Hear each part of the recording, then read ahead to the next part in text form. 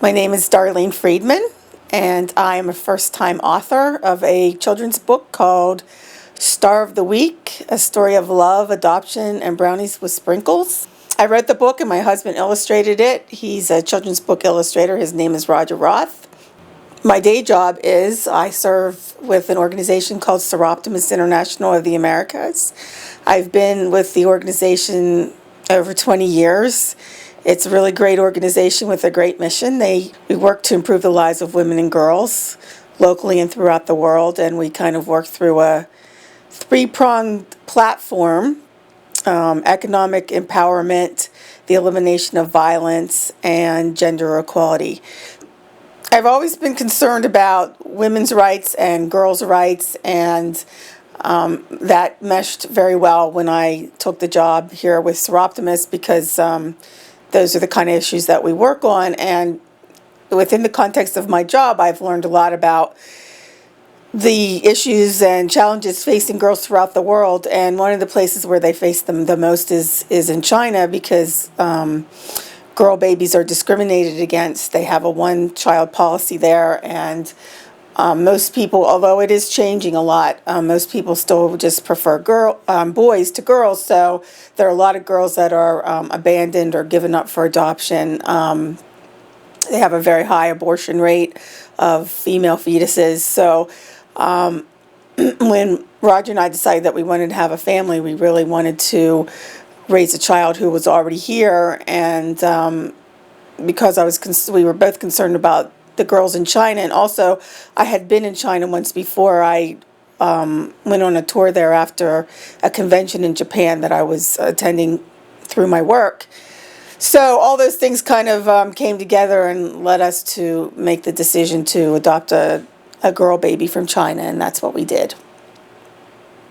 Our lives have been changed immeasurably just by virtue of the fact that we're parents to an amazing child. Our daughter is, we think she's very special. I know all parents think their child is special, but she's just a really bright, sweet, good, smart, talented, kind person.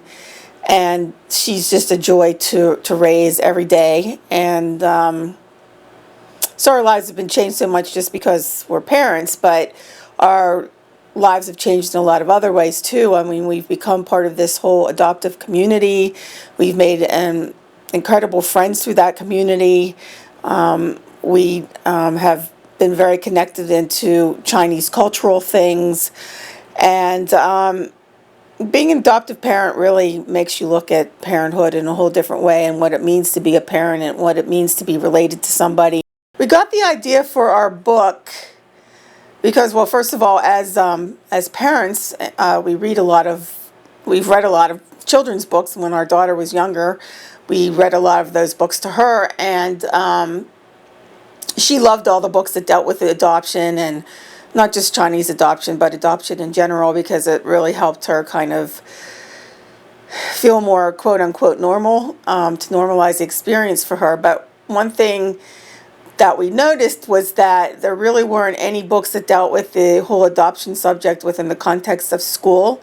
And obviously once kids are school age, they spend the majority of their time in school, and that's when the problems really start. That's when they really realize that they are different, and if they don't realize it themselves, their schoolmates are quick to point it out to them. So we kind of got the idea because we've gone through many Star of the Week type activities with our daughter. It always brought up issues, and we thought, well, it would be a great way to broach the subject within a school setting and reach out and help other kids who might feel different for any number of reasons. Maybe their parents are divorced, or they wear glasses, or they're overweight. I mean, there's a long list of things that kids can make fun of other kids about. So our main goal was to, number one, address the adoption subject, but number two, also just as a way to start a dialogue with any kids in a school context who might be feeling a little out of place.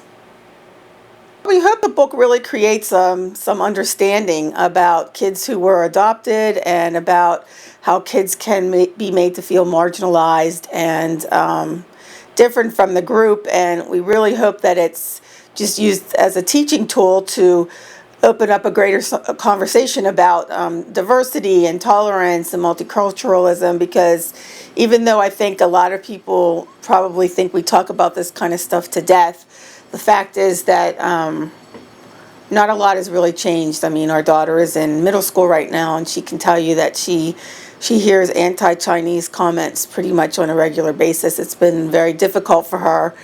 And so the hope is that, starting early and starting young and really working with kids to let them understand differences among people is just going to be helpful to kids as they grow. And hopefully it's a teaching moment.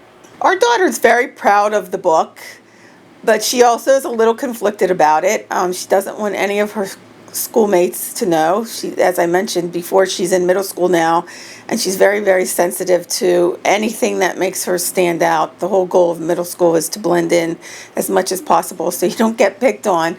So she really doesn't want anybody at school to know about the book.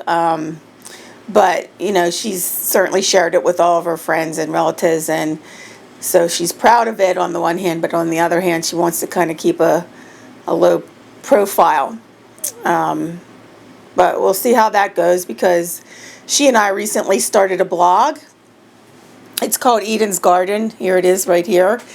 And we hope that tweens and teens, it's a blog for moms and their daughters, and we are definitely talking a lot about the whole adoption thing, but we're also opening it up to just other kind of things that tweens and teen girls face. And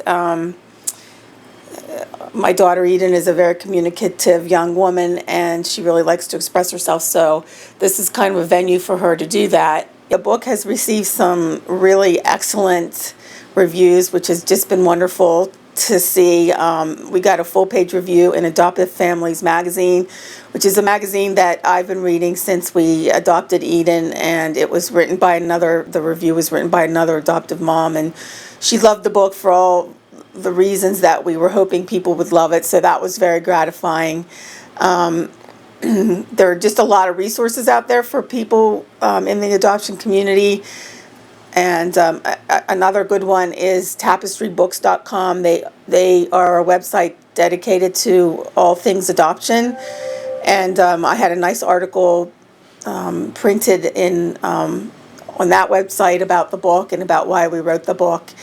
And just in general, it's gotten some great reviews. I've also, from the usual places like Publishers Weekly and Booklist, and I've also received several letters from adoptive parents who have purchased the book and just loved it and said that they've been waiting for a book like this, and that's actually been the most gratifying, even better than all the reviews. So so far we seem to be making a little impact, and that makes us very happy.